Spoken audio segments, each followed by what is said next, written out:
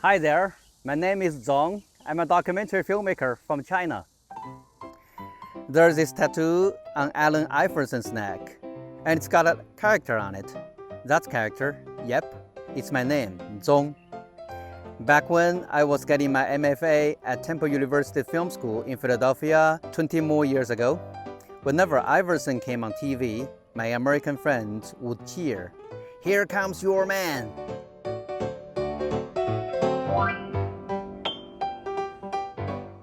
That Chinese character means loyalty. When Americans first tried to pronounce my name, let's just say it was a bit of a disaster. The first time I met Zhong was way back in September. It was orientation. Zhong is there. And so he introduces himself and says he's from the People's Republic of China.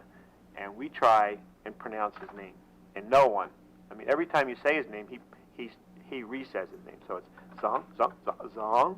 So it took me a while to come up with an acceptable pronunciation, and I don't even know if that's correct. I try not to, but I think I generally say Zhong, something like Zhong? that. So maybe Zhong is just being difficult, Zhong. and he's changing it, and we're actually getting it right half the time. He seems obsessed. Well, not obsessed with his name, but in the beginning he was. He's really fixated a little bit. But the fact that his name means something. Politically motivated name. In honor of He Mao was or born. something? Wasn't he born on a? Not, Oh, the day that some big leader was finally killed or something. Something like that. Wasn't- Vanquished. Mao vanquished his. Something. I remember Weren't him telling his parents, like, they were sent out of their home city into the country or something? I think he said that his uncle was lost at the Tiananmen Square. Is that true? No, that was totally false, actually. Oh. We were writing his screenplay, and then I thought this was this very touching story. Right. And it turns out he completely made it up. I think. I mean, How would we know? we wouldn't, like you because to said. us, China's like this a weird, infinitely distant, mythical Where all these place. little toys come from. Where all the toys come from, and it's where Chinatown is based on. But we don't know anything about China. You could tell us anything. His wife is coming or no? Well, at first her visa was rejected.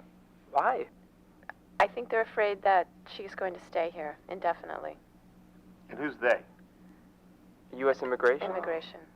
Trying to keep those damn Chinamen off our shores. Communists. The communists? Well, he's not. Zhong's not communist. No, actually, Zhong seems sort of oddly, like, apolitical. I mean, he didn't come here with like a political agenda that I can No. distinguish. And we saw his film about. Didn't he say that what he was doing wasn't necessarily approved by the government or something? Yeah, I once offered to go with him and help him, and he said that I couldn't because as an American person, his project would be suspect of. This clip is from a film I shot while I was at Temple, a 16mm black and white masterpiece. Okay, maybe not a masterpiece, but it was on 16mm film, which makes it sound cooler. I used the Bolex camera, which is now basically an antique, like it could be in a museum. Oh, how I miss those days with my friends at Temple, Sam, Marsha, Aaron, Rlen. Took me forever to figure out how to say his Spanish name right. Haven't seen them in ages. If you can't pronounce my name the right way, don't stress. Seriously, don't feel bad. If you say Zhong, I'll know you are talking to me, and I won't hold it against you. I know you tried. Or if you are really struggling, just call me Harry. That's the English name my client Mel, the CEO of Volvo Event Management, gave me when I was making videos for the Volvo golf tournaments. I mean, I couldn't exactly say no to my client. Mel said I looked like Harry Potter, which I'm sure was just a clever way to flatter me. Haha, thanks Mel. He was a great guy. I really miss him. Fun fact, he was the first person to hit a golf ball on the Great Wall of China. I filmed that moment 20 years ago. Pretty epic, right?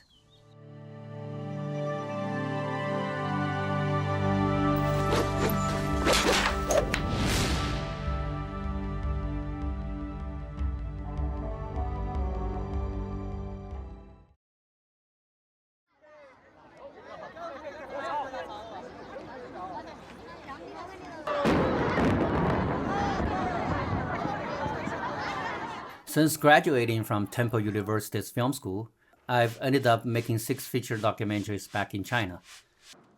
Some are about village democracy, 你不写，不写你就当没你那人一样，国家队有没有你都无所谓。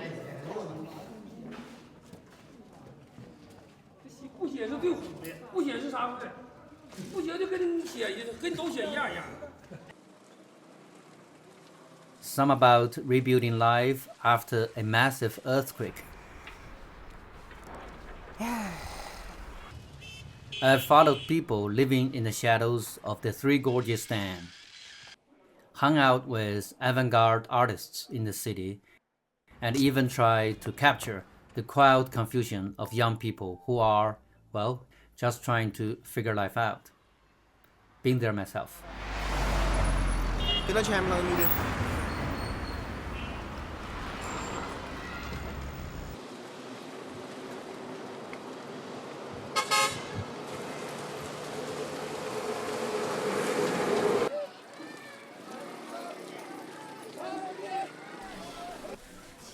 我想问你一下，像我们这种再生原则的话，想那个自然生产，那个，就是不是那种不剖腹呢？有没有啥子困难？ These films have somehow made their way into over 100 international film festivals, which sounds impressive until you realize how many I didn't get into.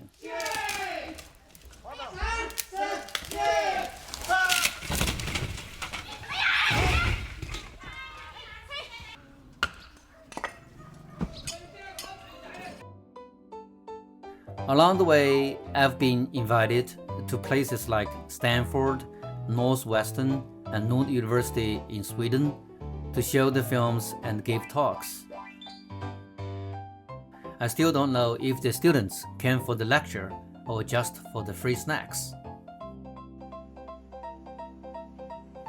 So no, I'm not a celebrity, but I've got a camera, a humble video editing studio, and a few stories worth telling.